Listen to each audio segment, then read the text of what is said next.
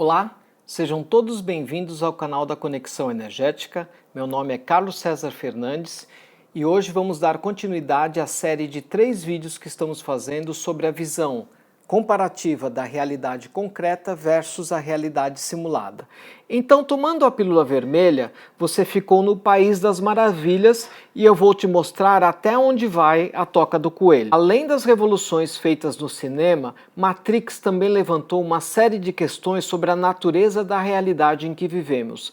É óbvio que esses questionamentos para definir o que é o mundo real sempre existiram, mas depois de Matrix, as pesquisas realizadas por cientistas, filósofos, assim como físicos estudiosos de computação, estão começando a considerar a possibilidade de que nós estamos vivendo em uma realidade simulada, sim, uma simulação de computador. Será? Em 2003, Nick Bostrom, da Universidade de Oxford, sugeriu que nós estamos vivendo em uma realidade simulada, apenas 4 anos depois do lançamento do filme Matrix. Segundo ele, o futuro da humanidade só pode ser explicado por 3 possibilidades. A primeira, a humanidade vai se extinguir antes de criar as próprias simulações, pois todas as civilizações se extinguiram antes de serem capazes de desenvolver simulações idênticas à realidade. A segunda, as civilizações do futuro, pós-humanas ou neo-humanas, como você escolher o termo que você quiser, não vão se interessar por recriar mundos ancestrais como em Matrix ou Westworld, pois as civilizações que se tornarem capazes de desenvolver simulações idênticas à realidade escolhem não fazer isso por diversas razões. E a terceira, se as outras 2 hipóteses não se concretizarem, significa que nós já estamos vivendo uma realidade simulada pelas civilizações futuras e não no mundo real. Ou seja, as civilizações futuras têm a capacidade de desenvolver simulações idênticas à realidade e de fato fazem. Aí entramos em dilemas como os paradoxos do tempo e do espaço da série Dark. Mas espera lá, vamos com calma. Existe a teoria. Até aí, isso não prova nada. Ele pode colocar a tese dele e a gente tem que discutir para saber o que acontece. Uma coisa é certa, é muito conteúdo para a cultura pop. A primeira hipótese é a mais fácil, ou seja, nós, do jeito que a gente está andando nos últimos tempos, a gente destrói, acaba com o planeta, acaba com a natureza, solta uma bomba, seja lá o que for, a gente destrói a natureza, pum, acabou a raça humana. Ou acontece algum acidente, alguma catástrofe, que de repente um meteoro, um terremoto, uma mudança de eixo, radiação solar, seja lá o que for, acontece alguma coisa, também acaba com a raça humana. Hipótese 1, super fácil. A segunda questão, a segunda hipótese é por que as civilizações do futuro não teriam interesse em desenvolver as realidades simuladas, as realidades ancestrais? Pelo simples fato de questões éticas e morais, porque para os simulados, teoricamente para nós, a dor e o sofrimento são coisas reais, que existem efetivamente. Então isso seria banido por conta da questão do sofrimento a qual os simulados estariam submetidos. A terceira hipótese é a mais interessante.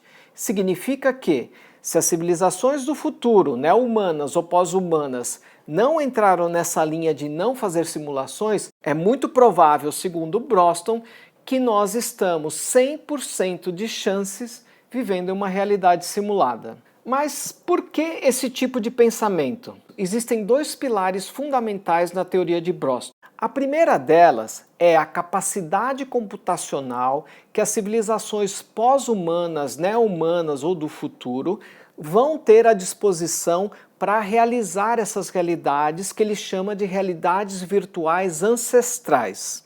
Isto é, uma realidade criada a partir de toda a história mental da humanidade.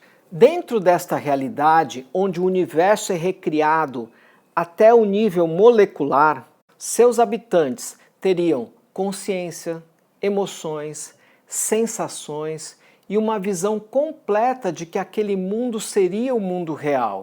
Essencialmente, os simulados estariam conscientes da sua própria existência, mas sem nunca conseguir desvendar a realidade por trás do seu próprio cosmos. Ainda neste ponto, Broston se refere ao desenvolvimento das realidades virtuais nos quais estamos inseridos nos dias de hoje.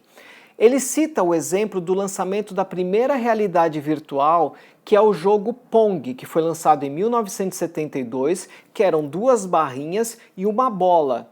Ou seja, em comparação com os jogos de hoje, 45 anos depois, a evolução das realidades virtuais é brutal. Estima-se que emular uma mente humana, ou seja, reproduzir a capacidade de uma mente humana, sejam necessários aproximadamente capacidades computacionais de 10 elevado à 17ª potência.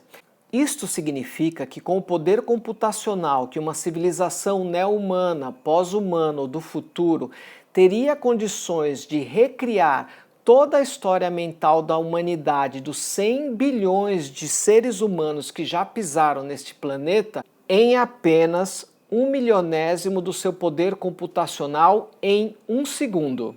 O segundo pilar da teoria de Broston é a independência de substrato.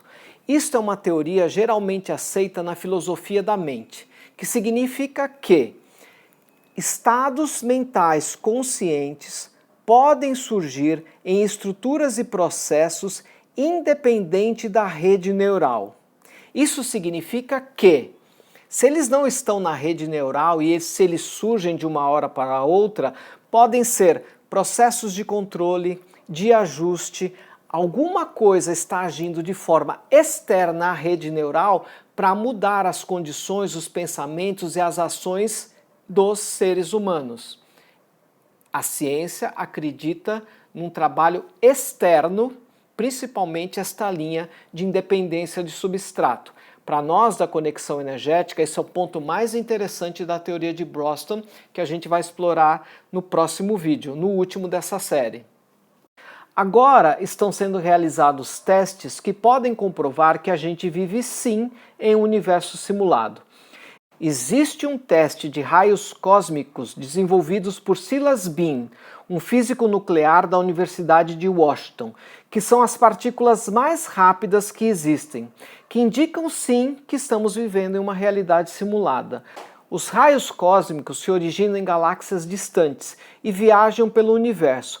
Independente de onde esses raios cósmicos vêm, eles chegam na Terra com uma energia máxima específica de 1002 elétrons-volts. Se existe uma medida de energia assim tão específica para as partículas, então esse estudo explicaria a ideia de que os níveis de energia são pré-definidos. Estes raios cósmicos sugerem que o universo é totalmente matemático, calculável, regulado por uma força externa. Se existem limites numéricos, provavelmente estamos dentro de algo programável que não funciona ao acaso. Em outras palavras, estamos em um programa de computador. Se você entende o mínimo de programação, como é que a coisa acontece? Você cria os cálculos, as leis e põe o programa para rodar seguindo aquelas leis matemáticas. Então podemos dizer que o universo obedece a um sistema matemático e programado. Como dizia Galileu 400 anos atrás, o universo é um grande livro escrito na linguagem matemática. Isto para não voltar para Platão, que colocou na frase inscrita nos portões da academia, que nenhum desconhecedor da geometria entre aqui. Existem ainda outros argumentos para esta teoria. Na primeira hipótese, a nossa realidade é a realidade objetiva e concreta que existe por si só e não depende de nada além dela mesma para ser explicada. Na segunda hipótese, a nossa realidade é virtual. O mundo existe graças ao processamento de informações. Na realidade objetiva, tudo que a gente vê, percebe, toca, começou desde o Big Bang. Até aí todo mundo concorda, certo? Certo. O Big Bang sugere que o universo, o tempo e o espaço foram criados a partir do nada. Simplesmente aconteceu do nada. O que existia antes do Big Bang? Nada. Ninguém consegue provar. Mas para essa realidade concreta, materialista e científica tradicional, nada pode surgir do nada. Agora, pela lógica virtualista, as coisas sim podem começar do nada. Mas como assim? Pela lógica virtualista, as coisas sim podem começar do nada. O Big Bang foi um evento de inicialização que aparentemente começou do nada. Agora, nenhuma realidade virtual pode ter existido desde sempre. É necessário um processador para manter essa realidade ativa. Por esta lógica, o Big Bang pode ter começado do nada, pois existe um processador anterior, um programador anterior. Então o Big Bang pode ter sido o início da realidade que nós vivemos. Assim como você liga o seu computador ou seu videogame e o jogo começa do nada. Então a realidade concreta é uma ilusão. Se o nosso modo de conhecer o mundo depende da nossa percepção, dos nossos sentidos, ferrou. Pois os nossos sentidos enganam a gente o tempo todo. Prova disso são as ilusões de ótica. Confiar nos sentidos é uma furada, porque o mesmo fenômeno é sentido, compreendido e vivido de forma diferente pelas pessoas. Vamos pensar em uma coisa simples, vamos pensar numa luta de boxe. A luta é a mesma, é uma só. É a mesma para os dois atletas e para todos que vão assistir essa luta, certo? Mas a percepção de cada um vai ser completamente diferente. Um venceu, o outro perdeu, um apanhou mais que o outro. A plateia vai ter visões e ângulos completamente diferentes para acompanhar a luta. Cada um pode ter emoções diferentes e viver aquele mesmo momento de modos diferentes entre si, em comparação aos lutadores. Ou seja, o mundo real não prova nada, porque simplesmente a verdade deveria ser uma só. Então estamos falando de verdade e realidade. Isso eu vou explorar na visão da conexão energética, que é lá na frente. Se fosse real, fosse tudo de verdade, não teria tanta variação. Heisenberg, cientista da computação da Universidade de Massachusetts, MIT, e designer de games, lançou recentemente o livro The Simulation Hypothesis, a hipótese da simulação. Segundo ele, a humanidade tem mais chances de estar vivendo em uma simulação hiperrealista do universo do que o universo físico propriamente dito. Algo como um videogame da vida real. Ele argumenta que estamos vivendo em um mundo movido pela informação.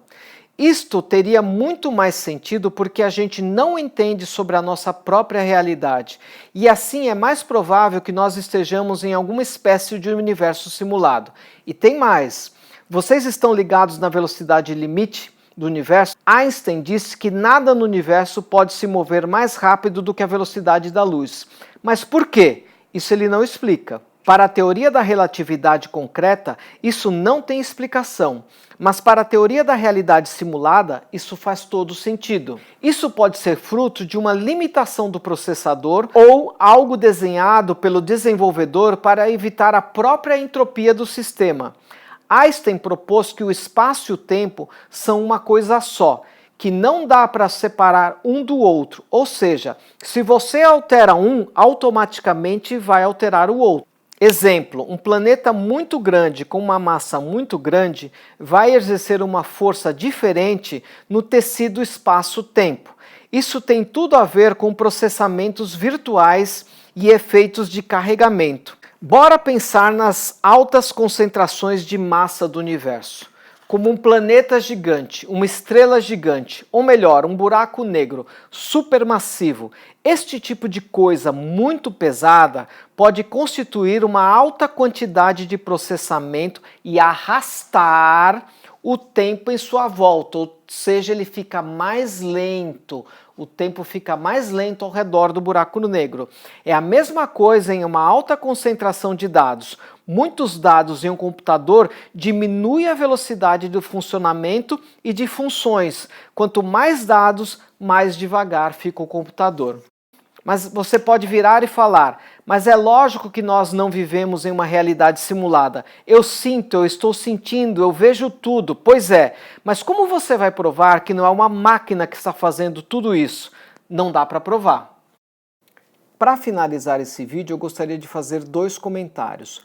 O primeiro comentário é que existe uma linha da tecnologia, da ciência e do próprio movimento maker que tenta hackear o corpo, principalmente a mente, que é o movimento do biohacking ou biohacking e o movimento do transhumanismo.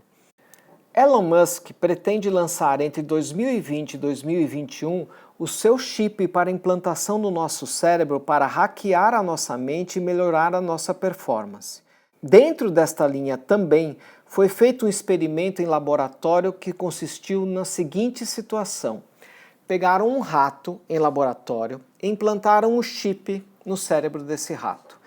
E depois do implante do chip, ficaram treinando o rato para que ele executasse uma determinada função, que ele cumprisse uma determinada tarefa que ele nunca tinha feito.